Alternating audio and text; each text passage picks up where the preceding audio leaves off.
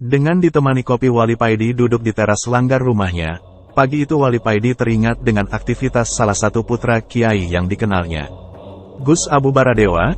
Gus ini sangat low profil, pakaiannya sederhana dan itu saja gak pernah ganti, kaos oblong lusuh dan celana training. Bukan karena gak pernah ganti, tapi pakaiannya yang bagus-bagus sering diberikan kepada orang lain, sampai adik-adiknya jengkel, khususnya adik perempuannya. Gus Abu Baradewa ini wajahnya biasa tapi sorot matanya ini sangat teduh dan terkesan sayu. Banyak putri-putri kiai yang jatuh hati padanya. Wali Paidi tersenyum sendiri ketika teringat peristiwa lucu Gus Abu Baradewa ini. Ketika Gus Abu ini dapat undangan resepsi mantan salah satu putri kiai besar yang JG pernah jatuh hati padanya. Adik-adik perempuan Gus Abu ini kalang kabut.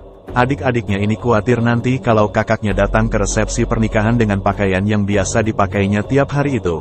Sedang mereka kenal baik dan akrab dengan Ning yang punya hajat ini. Dan dengan inisiatif saudara-saudaranya yang lain, adik perempuannya ini membeli kemeja yang bagus buat kakaknya. Kalau gak salah warna kemejanya ini biru langit. Ketika memberikan kemeja KPD Gus Abu, adiknya ini mewanti-wanti supaya kakaknya memakai kemeja yang diberikannya. Acara resepsi akhirnya tiba. Adik Gus Abu ini datang duluan ikut rewah atau embiyodo di tempat acara, hatinya ketar-ketir menunggu kakaknya datang. Ketika rombongan kakaknya datang, adiknya ini langsung berlari. Dilihatnya kakaknya duduk di depan dengan memakai kemeja yang dibelikannya. Adiknya ini jet lega dan tersenyum tenang. Tapi alangkah kagetnya dia ketika melihat kakaknya ini turun dari mobil. Setelah beres, Gus Abu ini pergi ke dalam mengambil jagung, memberi makan ayam dan puluhan burung dara. Para santri kadang gak tahu siapa yang ngasih beras.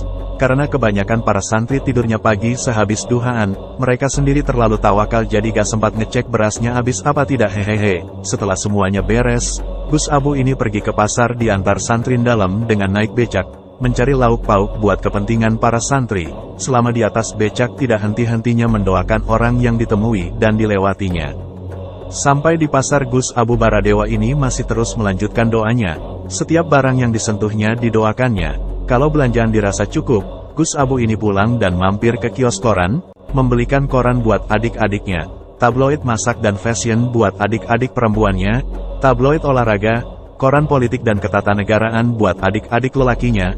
Tak lupa juga membeli bubuk kopi buat para tamu. Setiap hari dan setiap habis dari pasar uangnya JG habis gak tersisa. Kalau gak habis, Gus Abu ini gak akan pulang. Sesampai di rumah, Gus Abu ini istirahat sebentar. Dan mulai menemui tamu sampai malam, bahkan sampai malam hari. Tanpa disadari Allah memberi pelajaran melalui Gus Abu ini, buat siapa saya yang mau bertafakur dan bermata hati.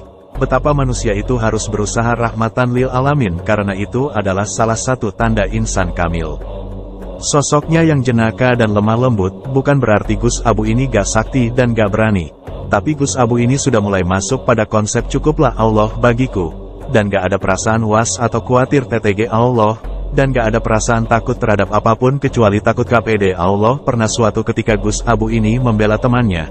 Dan karena hal TSB, Gus Abu ini harus berhadapan dengan 6 pendekar yang sudah kesuwur, masyhur akan kesaktiannya. Ketika berhadapan, Gus Abu ini hanya mengacungkan tangannya. Seketika itu 6 pendekar ini lumpuh gak bisa bergerak. Wali Paidi menyedot rokoknya dan berucap, Gusti, derek kulo Gus Abu Baradewa, Al-Fatihah.